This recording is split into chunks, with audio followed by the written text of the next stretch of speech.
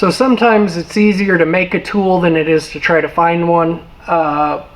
because a lot of these tools that are needed for metal working are very specialized. So I'm going to take this piece of 1 5/8 DOM mild steel tube,